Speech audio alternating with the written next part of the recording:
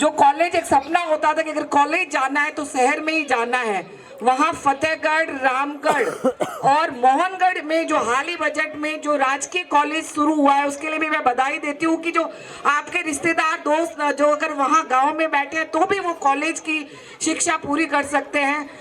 भाई रामेश्वर जी बैठे हैं। आईटीआई में जब एडमिशन नहीं होता तो हम आपके हाथ जोड़ते थे कि अब इन बच्चों का आप एडमिशन करवा दीजिए। बहुत कम स्कोप था और यहाँ बाहर की कंपनी आई और अपन नहीं कर पाते थे, तो मैं आपको बधाई दूंगी। पहले फतेहगढ़ में और अभी मोहनगढ़ में जो आईटीआई कॉलेज खुला है, जो ज़्यादातर बच्चों को यहाँ पर जो उससे तकनीकी ज्ञान देने के लिए, हुनर सिखाने के लिए, उसके लिए भी मैं आपको बहुत बहुत बधाई दूंगी। और इतिहास में पहली बार एक कार्यकाल में 10-20 स्कूलें क्रमोन्नत होती है और 100 से ज़्यादा अपने जैसलमेर विधानसभा में 100 से ज़्यादा स्कूलें क्रमोन्नत हो गई है। और लड़कियों की तो जितनी भी स्कूलें थी, चाहे म्यांजलार, सत्तो वगैरह, वो सब 12वीं हो गई है। और इससे सबसे बड़ा जो नवाचार इस सरकार का रहा वो अंग्रेजी माध्यम विद्यालय का। एक सपना होता था कि केवी में हर कोई नहीं पढ़ा सकता, मिशन और सेंट पॉल में हर कोई नहीं पढ़ा सकता।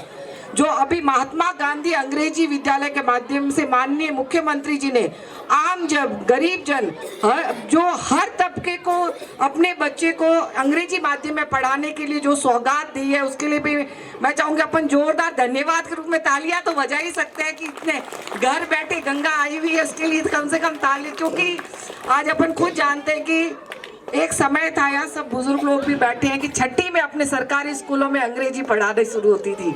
मेरे हस्बैंड ने इंजीनियरिंग की, वो कि जब हमने इंजीनियरिंग फर्स्ट ईयर में थे कि छठी में ABCD सीखी और पूरा इंजीनियरिंग का कोर्स अंग्रेजी में होता था। वो के बस मैं कॉपियाँ भरता, मोना ठाक होनी पड़ता कि लिखियो की है एक वो भी। क्योंकि आज जितने भी हाई लेवल के एग्जाम होते हैं उसमें अंग्रेजी, कई बार इंग्लिश का नाम आता है तो अपन चुप हो जाते हैं कि अब क्या करें। और इसके अलावा भी कई पंचायत समिति मुख्यालय पर वाणिज्य, चारों पंचायत समिति, जो पंचायत समितियां जैसलमेर विधानसभा के पास 1.5 थी, आज 4 पंचायत समिति और 4 पंचायत समिति मुख्यालय पर कॉमर्स, साइंस और एग्रीकल्चर भी हाल ही बजट में जो शुरू किया गया है। अब पढ़ना नहीं पढ़ना शुरू सब आपके घर में हो गया, चाहे आप साइंस की बात करें, एग्रीकल्चर की बात करें, कॉमर्स की बात करें। और वही कस्तूरबा गांधी वाचनालय के नाम अभी जो नई टेक्निक से जो अभी लाइब्रेरी भी ओपन करेंगे हर मुख्यालय पर। तो इस तरह के मैं पढ़ के आई हूँ लेकिन भूल गई क्योंकि बहुत सारे काम हुए एजुकेशन में।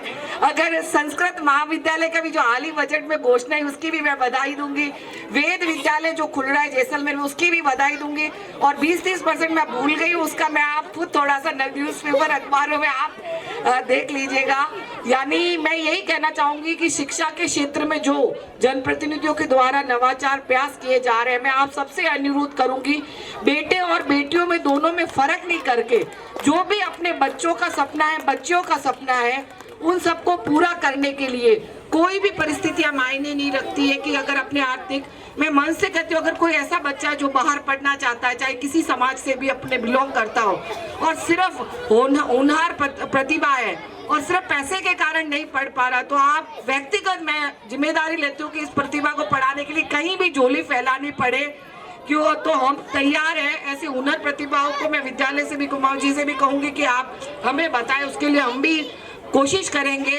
रामेश्वर जी बैठे हैं, एक बच्चा डॉक्टर बनना चाहता था, 1 साल LL में हमने फीस जमा करी, दूसरे साल उस बच्चे की आपने अपने इंस्टीट्यूट से अपने माध्यम से फीस जमा करवाई और वो बहुत अच्छी पोजीशन में उसकी आई मेडिकल में।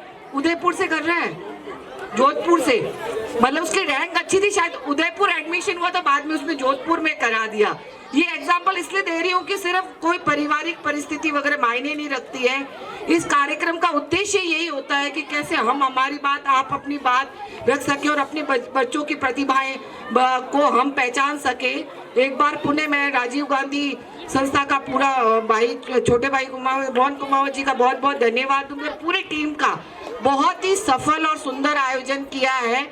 और इसको और आगे बढ़ाने के लिए जहां भी संस्था के लिए हमारी जो आवश्यकता है, हमेशा हम पहले भी परिवार के रूप में साथ थे और आगे भी रहेंगे। और जो भी मंचासीन अतिथि है, हम सब आपके साथ कंधे से कंधा मिलाकर इन प्रतिभाओं को राष्ट्र निर्माण के लिए हम आपके साथ खड़े हैं। और जहां भी हमारी आवश्यकता हो याद करिएगा, हम हमेशा आपके साथ रहेंगे।